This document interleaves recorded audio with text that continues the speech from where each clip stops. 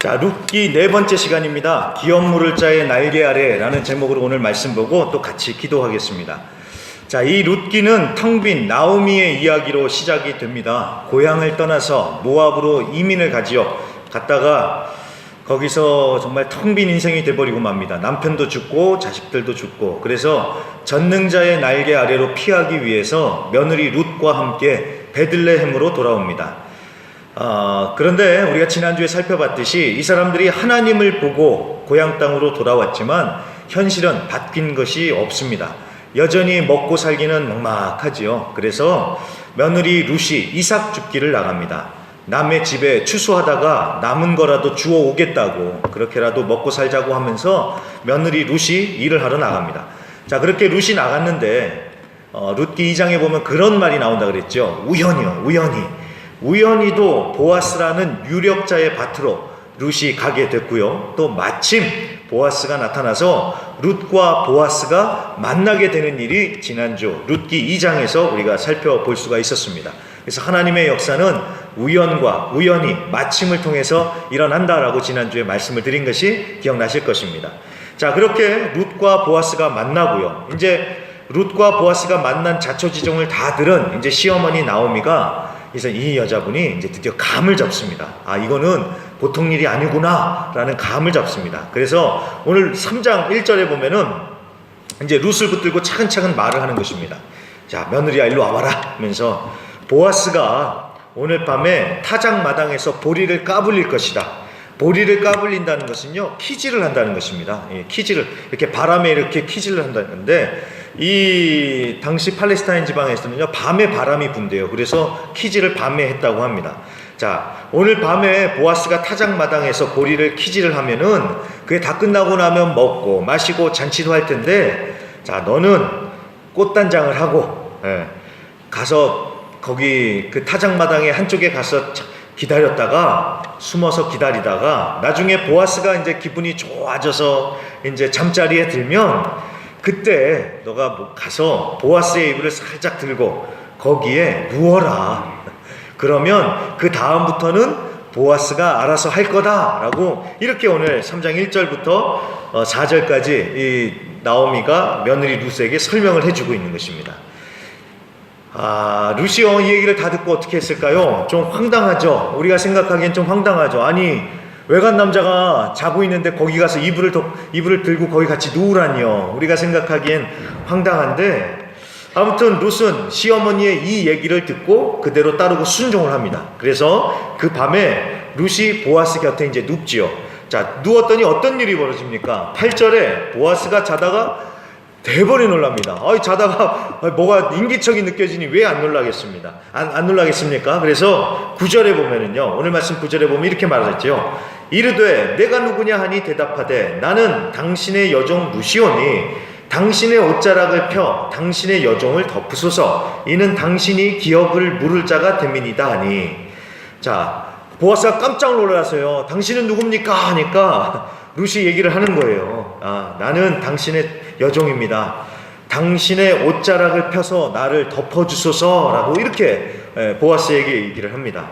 그러니까 옷자락을 펴서 덮어달라는 아주 시적인 은유적인 표현을 통해서 청혼을 하는 것이죠. 나랑 결혼해달라는 이런 표현을 하고 있습니다. 제가 이 말씀을 보면서요, 여자분들을 다시 생각하게 됐습니다. 우리 교회도 마찬가지입니다. 우리 교회 여자분들을 보면은 얼마나 부드럽고 연약하고 그러세요. 그렇죠? 공감을 안 하십니까? 그런데 이렇게 평소 때는 그러다가도요, 정말 결정적인 상황이 되면은 여자들이 더 담대해지는 것 같습니다. 오늘 말씀도 참 그래요. 이 룻과 나오미가 더 담대해지는데요.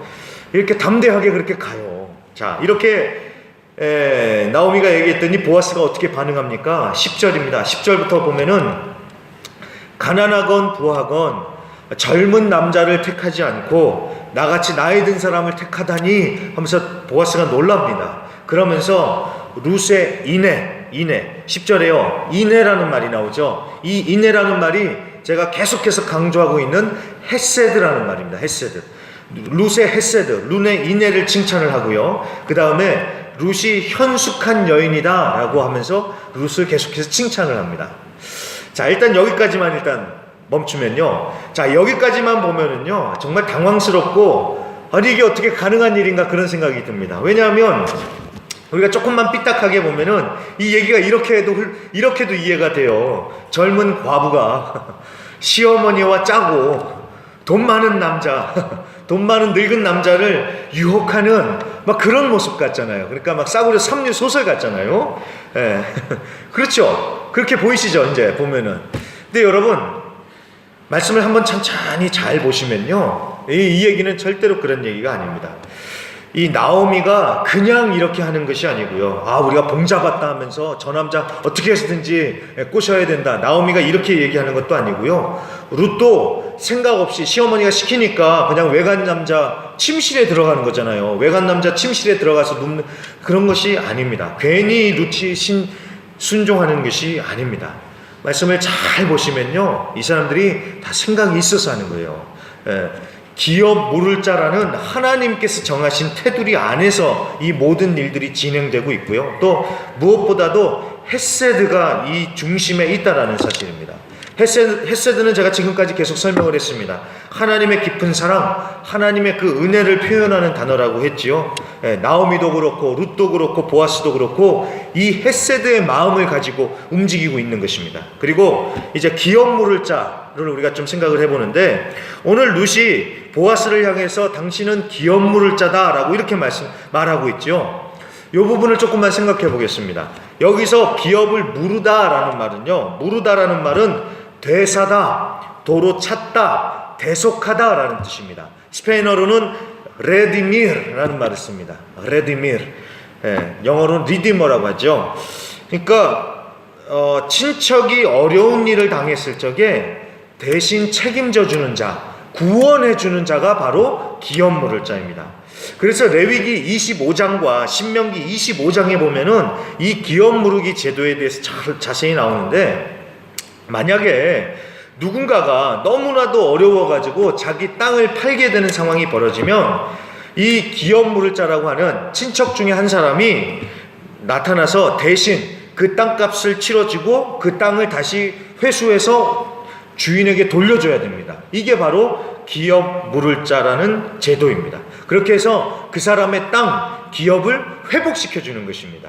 또 만약에 누가 빚 때문에 빚을 져서 노예로 팔려가게 된다면은 이때도 마찬가지로 그걸 그냥 놔두는 것이 아니라 가까운 친척이 나서서 그 사람의 빚을 대신 갚아주고 그 사람을 노예로부터 구원해 줘야 됐었습니다. 이게 기업 무르기입니다. 그리고요, 이런 채무적인 일뿐만이 아니라 친척의 복수까지도 이 대신 책임을 져야 해줬고요. 또 결정적으로 혈통을 이어주는, 그러니까 대를 이어주는 책임도 이 기업 물을 자가 해야 되는 일이었습니다. 이 나오미 집안을 보시면 딱 대번에 이해가 되실 것입니다. 이 나오미 집안을 보시면요, 남자들이 다 죽었어요. 그래서 그 여자만 남았습니다. 그래서 집안의 대가 끊길 상황이 됐는데, 이 집안의 대가 끊기지 않도록 이때 가까운 친척 남자 중에 누군가가 나서서 이 집안의 여자와 결혼을 해서 자식을 낳고 그 자식을 통해서 이 집안의 대를 이어주는 것이 바로 기업 무르기라는 제도입니다. 이해가 되셨죠? 조금 복잡하기는 했지만 그래도 이해가 되셨죠? 그러니까 그 친척의 집에, 그 집안에 채무적인 문제가 발생했거나 복수를 해야 되는 일이 발생했을 때 그 친척이 대신 나서서 그것들을 해주고 그 집을 구해주는 것입니다. 그리고 그 집안의 대가 끊기려고 할 때도 마찬가지로 가까운 친척이 나서서 그 집안의 미망인과 결혼을 해서 자식을 낳아 대를 이어주는 제도, 이게 바로 기업 무르기이라는 것입니다. 자, 그런 이런 제도 가운데서 나오미나 룻은 딱 안 거예요. 보아스가 이 일을 맡을 기업 물을 자이구나 라는 것을 이 사람들은 알았던 것입니다. 그러니까 나오미나 룻이요, 우리가 봉잡았다라는 심정으로 보아스를 막 유혹하는 게 아닙니다. 기업 물을 자라는 하나님께서 정하신 그 틀 안에서 지금 행동을 하고 있었고요, 보아스도 그것을 알았기 때문에 그것을 받아들이고 있는 것입니다. 그러니까 무조건 막 들이대는 게 아니라 하나님의 말씀에 근거한 행동이라는 것입니다.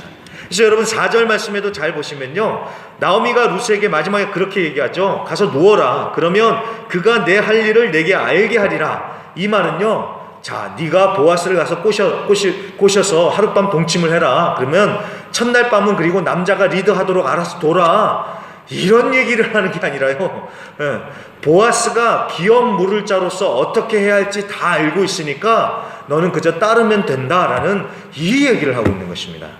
그러니까 그냥 막 이 일이 하고 있는 것이 아니라는 것입니다. 서로에 대한 신뢰가 있었고요, 하나님의 말씀 안에서 이 모든 일이 일어나고 있다라는 것입니다. 그래서 여러분 절대로 오해하지 마세요. 이게 뭐야? 이게 아니라 하나님의 말씀, 하나님의 그 말씀의 테두리 안에서 이 모든 일이 일어나고 있다는 것을 여러분 꼭 기억해 주십시오. 다시 얘기로 돌아와서요, 그렇게 해서 이제 룻은 주사위를 던진 거예요. 보아스, 당신이 기업 물을 자이니까 옷자락으로 덮어주세요 라고 이제 룻은 고백을 해버렸습니다. 이제 공은 보아스에게 넘어갔습니다. 이제 보아스가 이제 어떻게든지 해야 되죠. 보아스가 어떻게 합니까? 12절을 보시면 참으로 나는 기업을 물을 자이나 기업 물을 자로서 나보다 더 가까운 사람이 있으니 라고 이렇게 얘기합니다. 자기가 기업 물을 자의 책임을 행하겠다고 하는 거예요. 내가 거부하지는 않겠다. 그러나 자기보다 더 가까운 친척이 있다는 것입니다. 그래서 그 사람에게 우선권이 있다. 그러니까 그 사람에게 물어보고 그 사람이 안 하겠다 하면은 내가 기꺼이 받아들이고 이 기업 물을 자의 책임을 행하겠다 라고 그렇게 오늘 보아스는 대답을 합니다. 그 말이 맞죠, 여러분. 일에 절차가 있죠. 그렇지 않습니까? 아무리 급해도 절차와 순리를 무시하면 안 되죠.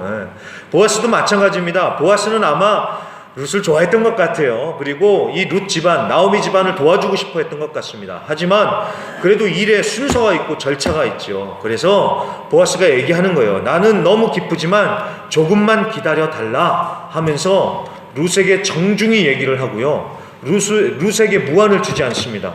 여러분, 제가 지난주에도 말씀드렸죠. 그 사람의 신앙은 다른 사람을 어떻게 대하느냐에서 나온다고요. 아무리 교회에서 열심히 하고 주여하고 예배 열심히 잘 드려도 딱 다른 사람을 막 하대하고 무시하고 그러면 그 사람의 영성은 빵점짜리입니다. 절대 그러면 안 됩니다. 오늘 보아스를 보세요. 룻이 그렇게 딱 왔을 때 어떻게 대합니까? 여기서 자고 가라. 내가 지금 당장 어떻게 답을 못 주지만 자고 가라. 여기서 쉬었다 가라. 그리고 다 편의를 봐주잖아요. 무례하지 않는다는 것입니다. 절대로 무례하면 안 됩니다. 그리고요, 그러면서 빈손으로 안 돌려보내줍니다. 15절 보면은 볼이 6번 되어지어 준다고, 되어서 보냈다고 얘기를 하지요. 6번을 되어서 줬다라는 게 그렇게 큰 의미가 있었던 것 같습니다. 아마도. 왜냐하면 17절에 보니까 이 또다시 보리를 6번 되어줬다는 얘기가 또 나오거든요. 이게 어떤 의미가 있는지 모르겠지만 아마도 이게 보아스가 나오미한테 보내는 신호였던 것 같습니다. 우리는 그 의미를 제대로 이해할 수 없지만 이게 아마 신호였던 것 같아요. 그래서 나오미가 이제 감을 잡습니다. 그래서 18절에 룻한테 뭐라고 나오미가 얘기하냐면, 내 딸아, 그 사람이 이 일을 성취하기 전에는 쉬지 아니하리라, 이렇게 얘기를 합니다. 그러니까 나오미는 감을 잡은 것이죠. 자, 앞으로 일이 어떻게 진행될지 결말은 다음 주 4장에 보면 알 수 있습니다. 그러니까 다음 주에 예배를 나오셔야겠습니까? 안 나오셔야겠습니까? 나오셔야지 결말을 아시죠. 결말은 다음 주에 살펴보고요. 오늘은 이 3장의 이야기를 통해서 두 가지만 생각해보고 말씀을 마치겠습니다. 자, 오늘 어떤 일이 일어났는지 대충 정리가 되시겠죠?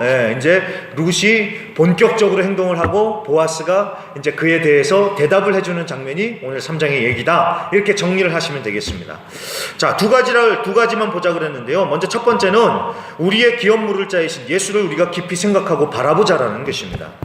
여러분, 룻기에 나오는 이 보아스는 예수님을 예표하고 예수님을 상징합니다. 이 보아스를 한번 잘 보세요. 보아스는 유력자라고 얘기를 하고요. 그 다음에 보아스를 가만히 잘 보면 보아스가 인품이 뛰어나요. 그리고 무엇보다도 이 마음에 헤세드를 품고 룻을 위로하고 친절을 베풉니다. 그러니까 이 완벽하고 흠잡을 데 없는 이 모습은 딱 예수님의 모습이다라는 것입니다. 게다가 여러분, 이 보아스는요, 바닥까지 떨어진 나오미와 룻을 구원하고 시킵니다. 그런데 그런 과정에서 보아스가 단순히 도와주는 것을 넘어서서 자신을 깨뜨리고 희생을 하더라는 거예요. 예, 자기 집안이 있음에도 불구하고 그것을 내려놓고 나오미의 집안에 쉽게 말하면 대 사이로 들어가는 거잖아요. 그래서 그 집안의 대를 이어주는 건 아니겠습니까? 그러니까 자기 것을 포기하고 희생하면서 그 집안을 회복시키고 도와주더라는 것입니다. 여러분, 이게 바로 예수님의 십자가 이야기가 아니냐라는 거예요. 어둠 가운데 살고 있는 우리를 구원하고 회복시키시기 위해서 예수님은 기꺼이 자신의 생명을 십자가에 주시고 대속 우리의 죄값을 대신 치르셨습니다. 그리고 예수님의 날개 아래 피하는 자들에게 안식을 주시고 쉼을 주시더라는 것입니다. 마태복음 11장 28절 수고하고 무거운 짐진 자들아 다 내게로 오라 내가 너희를 쉬게 하리라. 예수님의 날개 아래 피하는 자들에게 안식을 주시고 쉼을 주신다는 것입니다. 자, 근데 제가 왜 계속해서 이 얘기를 하냐면요, 여러분 오늘 9절 말씀 한번 잘 보세요. 9절 말씀이 아주 중요합니다. 9절 말씀에 이런 말씀이 나옵니다. 나는 당신의 여종 루시오니 당신의 옷자락을 펴서 당신의 여종을 덮으소서 이는 당신이 기업 물을 자가 됨이니라. 자, 기업 물을 자라는 표현을 통해서 우리는 이 얘기가 단순히 보아스의 얘기만이 아니라 예수님의 얘기라는 것을 알 수가 있습니다. 예수님께서 우리의 기업 물을 자가 되셔서 우리의 망가진 인생을 다시 회복시키시고 다시 이렇게 세우신다는 것을 알 수가 있죠. 그런데 여기서 중요한 또 다른 단어가 옷자락입니다. 옷자락으로 덮어달라고 하는데 여기서 옷자락이라는 말의 원어는 원래 뜻은 날개라는 뜻입니다. 날개. 그러니까 지금 루시 보아스에게 당신의 날개로 나를 덮어달라라고 이렇게 얘기를 하고 있는 것입니다. 굉장히 시적이죠? 굉장히 멋있죠? 근데 여러분, 날개 하면 떠오르는 구절이 없으십니까? 지난주에 봤잖아요. 전능자의 날개 아래. 룻기 2장 12절에 보면은 보아스가 룻에게 이렇게 얘기합니다. 여호와 하나님의 날개 아래 보호를 받으러 왔다. 이렇게 얘기를 하죠. 전능자의 날개 아래로 피한 룻이 오늘 예수님으로 상징되는 보아스의 날개 아래서 안식을 누리고 회복되는 과정을 겪고 있다라는 것입니다. 여러분, 이게요, 제가 부족해서 이거를 제대로 못 전하고 있지만요, 여러분, 이 룻기는요, 단순히 보아스라는 남자와 룻이라는 여자가 만나서 하는 그런 사랑 이야기, 이 정도의 차원의 얘기가 아닙니다. 이것은요, 하나님께서 행하시는 구원의 이야기입니다. 예수님으로 상징되는 보아스, 그리고 교회로 상징되는 룻. 그래서 이 예수님께서 이 교회를 어떻게 회복시키시는지 그 이야기가 이 룻기를 통해서 나오고 있는 것입니다. 그래서 예수님을 통해서 펼쳐질 구원의 역사가, 구원의 이야기가 이 룻기를 통해서 지금 이 구약시대 때 이미 예고편처럼 보여주고 있는 거예요. 그래서 여러분, 이건 놀라셔야 되는 거예요. 성경이 잘 보면 너무 재밌어요. 우리가 무심코 읽는 이 성경이 잘 보면 이렇게 이야기가 맞아 떨어지는 거예요. 룻기, 이 얘기가 왜 나와야 됐을까? 한 집안이 망한 이야기가 왜 여기에 있어야 될까? 예수님의 그 구원의 역사를 우리에게 알려주시려고 하나님께서 여기에 딱 있게 해주셨다라는 것입니다. 그래서 여러분, 우리가 룻기를 통해서 이 사람들이 어떻게 살았는지도 봐야 되지만 정말 봐야 되는 것은 예수님을 봐야 된다는 것입니다. 예수님이요. 자, 여러분, 우리가 어디서 안식을 누리고 회복의 역사를 체험하겠습니까? 예수님밖에 없습니다. 예수님이요. 기업 물을 자가 되시는 예수님의 옷자락 아래, 그 날개 아래서 참된 안식을 누리고 회복의 역사를 체험할 수 있다라는 것입니다. 그래서 저는 오늘 말씀을 통해서요, 다른 거 보시라고 말씀 안 드리고요, 다시 예수님을 바라보라고 간절히 부탁드립니다. 그리고 예수님의 날개 아래로 피하셔서 그 안에서 쉼을 누리시고 안식을 누리실 수 있는 우리 성도님들이 되시기를 간절히 부탁드립니다. 그리고 말씀을 통해서 기도하십시오. 주의 날개로 우리를 덮어주시옵소서. 하나님, 주의 날개로 내 인생을 덮어주시고 나의 자녀들을 덮어주시고 우리 가정을 덮어주시고 나의 사업장을 덮어주시고 우리 교회를 덮어주셔서 다시 일어나고 회복되는 역사가 일어나게 하여 주시옵소서라면서요, 여러분 기도하실 수 있는 우리 순복음의 성도님들이 되시기를 간절히 부탁드립니다. 그래서 첫 번째는 룻기를 통해서 우리가 예수님을 바라보자라는 것이고요, 두 번째는요, 타인의 안식을 위해서 내 옷자락으로 다른 이들을 덮으라는 것입니다. 자, 보아스가 룻을 자기의 옷자락으로 덮어줍니다. 그렇죠? 그런데 말씀을 잘 보면요, 보아스만이 아니라 룻도 나오미도 서로의 옷자락으로 덮어줍니다. 이게 진짜 자기 옷을 이렇게 덮었다라는 게 아니라 서로가 서로를 생각해주고 서로에게 헤세드의 은혜를 베풀었다는 것입니다.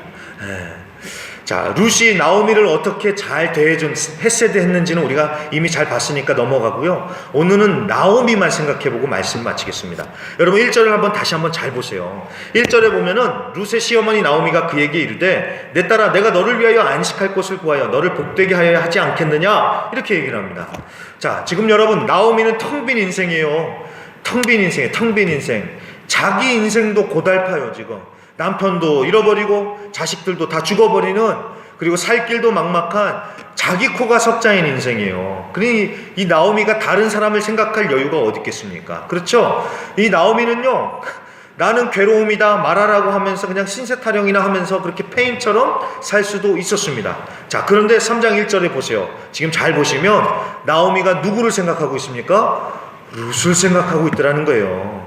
나오미가 이렇게 얘기하네요. 야, 며느리, 나는 이제 늙었어. 아무것도 못해. 그러니까 너는 나의 안식을 생각하고 네가 좀 나를 복되게 해라. 이렇게 얘기 안 합니다. 오히려 반대입니다. 룻, 너의 안식을 내가 생각해야 되지 않겠느냐. 내가 너를 복되게 해야 하지 않겠느냐. 이러면서요, 룻을 향해서 생각하는 마음을 갖더라는 것입니다. 이해가 되셨죠, 여러분? 제가 뭔 말씀을 드리려고 하는지요. 자기 인생만도 힘든데 나오미는 며느리 룻을 챙기기 시작하더라는 것입니다. 근데 여러분, 이게 참 놀라운 게 뭐냐면 다음 주에 보겠지만 이 룻이 이제 그렇게 해서 복을 받아요. 그런데 복을 받아서 결국은 누가 진짜 복을 받겠느냐 하면은 나오미가 복을 받습니다. 나오미가요. 그래서 텅 빈 인생이었던 나오미가 이제는 회복이 되고 체험을 받는 역사가 일어나다라는 것입니다. 여러분, 여기에 이제 하나님의 역사하시는 방법을 우리가 배우는 거예요. 나오미나 룻이나 텅 빈 인생이었습니다. 그런데 나오미가 룻의 텅 빈을 채워주려고 할 적에 하나님께서 나오미를 채워주시더라는 것입니다. 이게 정말 놀라운 하나님의 역사하시는 방법입니다. 자꾸 나 하면요, 여러분, 그 인생은 더욱 비어갈 수밖에 없습니다. 텅 빌 수밖에 없습니다. 그런데 나도 힘들지만 힘든 다른 이들을 보면서 그 사람들을 내 옷자락으로 덮어줄 때, 헤세드를 베풀 때 하나님께서 나를 채워주시고 나를 회복시키는 역사가 일어나더라는 것입니다. 이 룻기에서 계속해서 하나님께서 우리에게 주시는 교훈이 그거예요. 너도 헤세드를 베풀어라. 그러면 내가 너에게 헤세드의 은혜를 베풀어 줄 것이다. 이게 계속해서 하나님께서 주시는 교훈입니다. 여러분, 시선이 자꾸만 나한테로만 향하면 인생은 텅 비어갈 수밖에 없습니다. 그런데 눈을 돌려서 다른 사람을 바라보고 다른 사람을 생각해주고 내가 할 수 있는 만큼 다른 사람들을 내 옷자락으로 덮어주려고 할 적에, 내가 닿는 만큼 그 사람들을 팔로 안아주려고 할 적에 하나님께서 그 사람뿐만이 아니라 내 인생에 하나님의 은혜를 채워주시고 회복시키는 역사가 일어난다는 것입니다. 여러분, 제가 지난주에요, 저희 애들이 교회 도서실에서 책을 읽었다고 하면서 들려준 이야기가 있습니다. 책 제목이요, 세상에서 가장 아름다운 사람 조엘이라는 책입니다.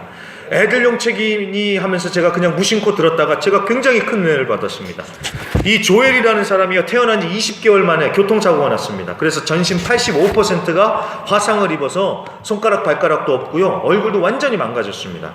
그러면서 그 어린 애가 50번이 넘는 수술을 해야 됐다고 합니다. 얼마나 그러니까 고통스러웠겠어요. 그래서 오죽하면 이 아이가 엄마한테 그렇게 얘기했대요. 엄마, 십자가의 예수님보다 내가 더 아픈 것 같아요. 이렇게 얘기를 했다고 합니다. 자, 그렇게 힘들고 어려운데, 근데 정말 힘들었던 것은요, 이 조엘을 정말 힘들게 했던 것은 사람들이었대요. 조엘이 그렇게 아프면 좀 위로해주고 이해해주고 그래야 되잖아요. 그러지 않고요, 외계인 취급하고요, 괴물 취급하면서 손가락질하면서 밥맛 떨어진다고. 이 사람이 하는 얘기가 디즈니를 방문을 했는데 그것은 내게 최악의 기억이었다고, 지옥과 같았다고 그렇게 얘기를 하는 거예요. 왜냐하면 사람들이 다들 이상하게 쳐다보고 그렇게 손가락질 하니까요. 이 사람이 얼마나 마음이 아팠을까요? 오늘 룻기 표현대로 하자면은 이 조엘은 나오미처럼 괴로운 인생, 텅 빈 인생이 돼버린 것입니다. 자, 그렇게 해서 하나님을 원망하고 사람들을 증오하고 인생을 포기하고 살 수도 있었겠죠. 자, 그렇게 살았다면 제가 이 얘기를 안 하겠죠. 반전이 일어납니다. 하나님께서 이 사람을 일으키시고 회복시키시는데요, 이 사람이 난 장애인이라서 못해 이렇게 찌질이처럼 산 게 아니라요, 오히려 더 힘을 내서 도전하는 거예요. 그래서 축구 선수를 하고요, 농구 선수를 하고, 고등학교 때는 학생 회장이 돼서 다른 사람들을 도와주는데 앞장서는 거예요. 그래서 활기차게 삽니다. 그리고 18년 만에 그 범인이 잡혔다는 소식을 들어요. 그래서 18년 만에 그 범인과 법정에서 만나요. 그때 어떻게 했을까요? 네, 여러분들이 상상하시는 것처럼 그 범인을 용서해 줍니다. 용서해 줍니다.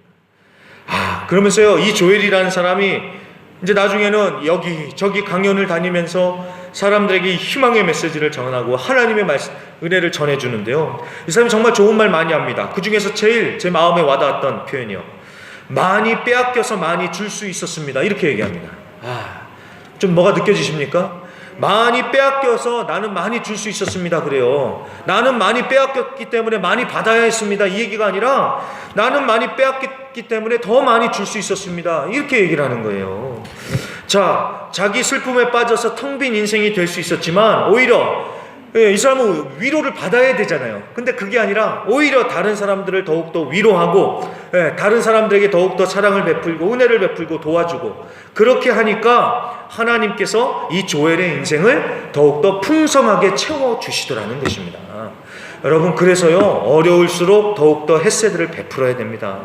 어렵다고 내 생각만 하고요, 마음을 각박하게 할 게 아니라 마음을 열고 다른 이들을 채워주려고 할 적에, 다른 이들을 내 옷자락으로 덮어주려고 할 적에 하나님께서 내 인생을 채워주신다는 것입니다.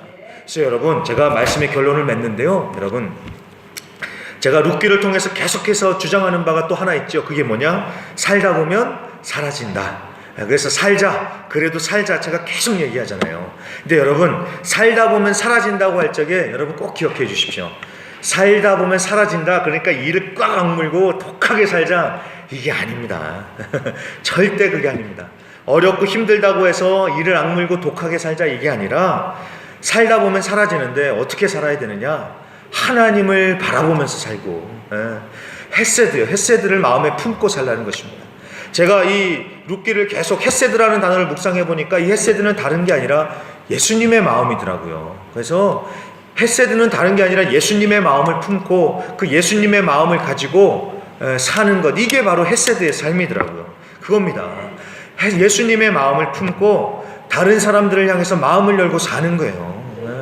이게 진짜 오늘 이 룻기를 통해서 제가 우리 성도님들께 전달해 드리고 싶은 메시지라는 것입니다. 살다 보면 사라진다. 그런데 이를 꽉 악물고 독하게 사는 게 아니라 예수님의 마음을 가지고 마음을 열고 다른 사람을 향해 그 헷세드의 사랑을 베풀면서 살 때 하나님의 채워주시는 역사가 우리 삶 가운데 반드시 일어날 줄로 믿습니다. 이 말씀을 기억하시면서요, 예수님의 날개 아래로 피하시면서 안식을 누리실 수 있는 우리 성도님들 되시기 바라고, 예수님의 이 마음을 가지고 다른 이들을 옷자락으로 덮어주실 수 있는 예수님의 삶, 헷세드의 삶을 살아가시는 우리 귀한 성도님들이 되시기를 주의 이름으로 간절히 부탁드립니다.